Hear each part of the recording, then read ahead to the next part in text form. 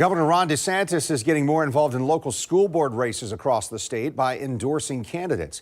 He released a survey gauging their stances on face masks, charter schools, critical race theory, and more. News4 Jax reporter Joe McLean is live at the Duval County School Board building where two local seats are in contention. And Joe, tell us about going through that survey today. Yeah, well, we went through it. Effectively, it's sort of a litmus test for any school board candidate across the state of Florida that wants to get Governor Ron DeSantis' endorsement. By taking it, a candidate is saying that they are going to reject lockdowns, that they're pledging to increase teacher pay, and reject critical race theory, among other things.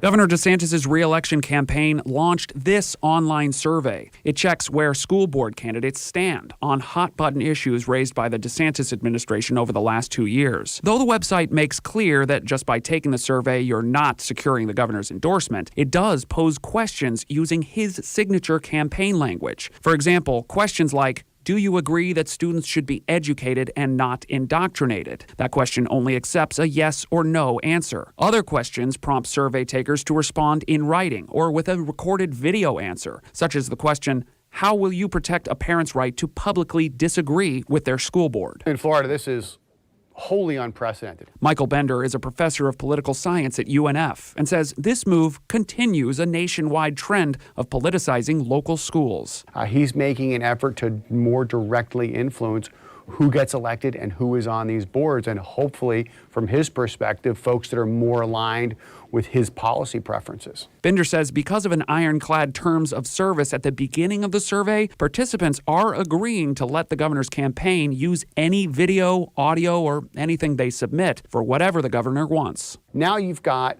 folks that have, in writing or on video, said, I am going to do X. If a year from now, that person then does Y, you now have ready-made campaign material to go after them in the next election. Additionally, you've now got folks, if they get elected, that can feel indebted to you.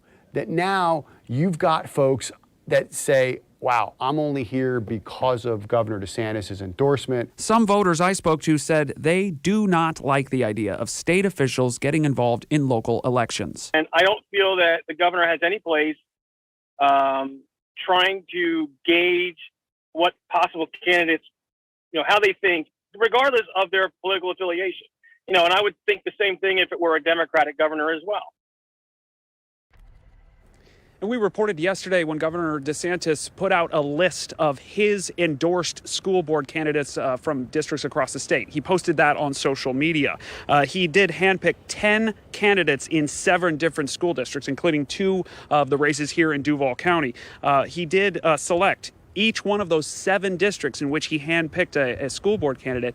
Each of those 7 are among the districts that disobeyed Governor DeSantis in his ban of mask mandates during the COVID-19 outbreak last year.